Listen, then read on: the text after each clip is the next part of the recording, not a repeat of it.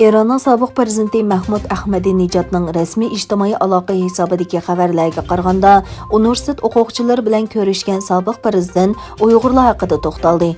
Ahmadinejad Xitoyni Uyg'urlarga qarshi irqiy qirg'inchilik yurgizish bilan va Ironni buningga sukut qilish bilan ayblab mundaq dedi.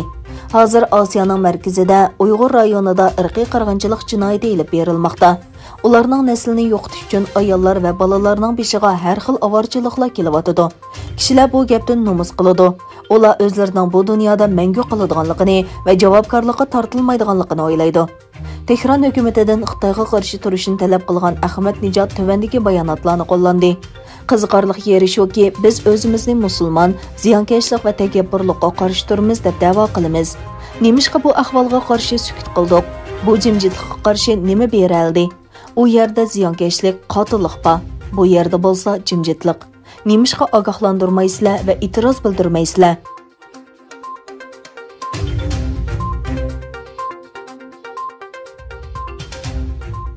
Amerika ve Yaponiyaning tashqi ishlar va davlat mudofaa ministrlari o'tkazgan ikki qo'shilgan ikki boshliqlar yig'inida Xitoyning sharqiy va janubiy dengizidagi hozirgi holatni tek taraflik o'zgartirish urinishiga qarshi hamkorlikni davomlashtirishga qo'shilish bilan bir vaqtda erkin va ochiq Hind Tinch okean rayonini nishon qilish va'dasi qayta ta'kidlandi.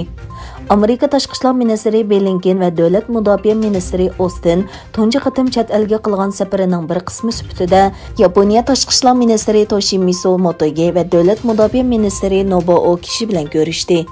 Aloqalardan keyin e'lon qilingan birlashma xitobnomada Yaponiyani Amerikaning mudofaa qarmog'iga qo'ygan Yaponiya-Amerika o'zaro hamkorlik va bexatarlik shartnomasining 5-moddasining Senkaku orolini o'z ichiga oladiganligi eskartildi.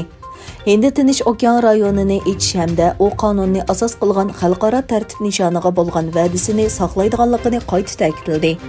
Amerika va Yaponiya ministrlari ikki qo'shilgan ikki boshliqlar yig'inida Xitoyning kishilik huquq dafsandichiligi kun tartibda bo'lib, Beyjingning Hong Kong va Sharqiy Turkiston rayonidagi kishilik huquq dafsandichiligiga bo'lgan andishisini o'rtoqlashganligini bildirdi.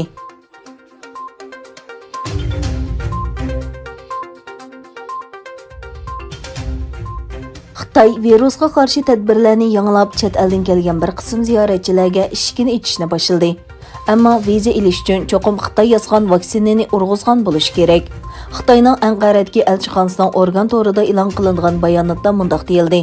2021 yili 15 martdan boshlab Xitoyda ishlangan koronavirus vaksinasi emlatgan va Sahiyya ministrligining vaksina guvohnomasini olganlar viza iltimosi qila oladi. Mayli qaysi turdagi viza bo'lsin, viza iltimos qiluvchilar cho'qim Xitoy vaksinasi emlatgan bo'lishi kerak.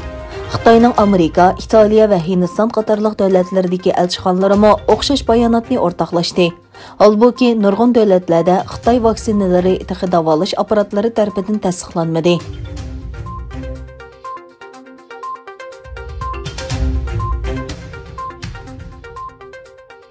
Xitoyning Hong Kong va Sharqiy Turkistondagi kishilik huquq dafsandichiligiga jazo yurgizishga tayyorlanayotgan Yevropa ittifoqiga inkas qaytardi.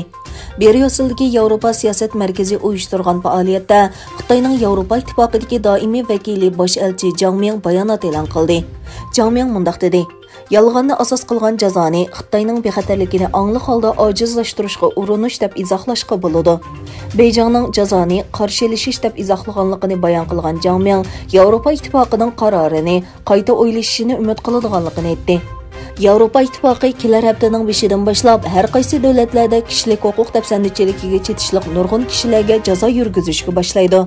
Bu davlatlar ichida Xitoy moba. Jazoga asosan har xil shaxslarga sayohat cheklamasi qo'yiladi va ularning Yevropa ittifoqi ichidagi mol-mulklari to'latiladi.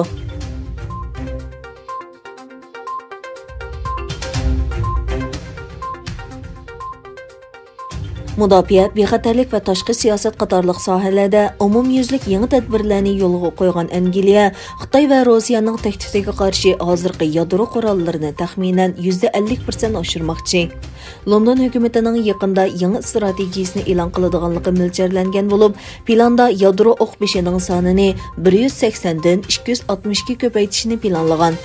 Egilenishicha, London hukumati yaqindan buyon Beijing va Moskva bilan josuslik, tor hujumi va kishilik huquq masalasida texnik ko'p diplomatik munosabat o'rnatgan.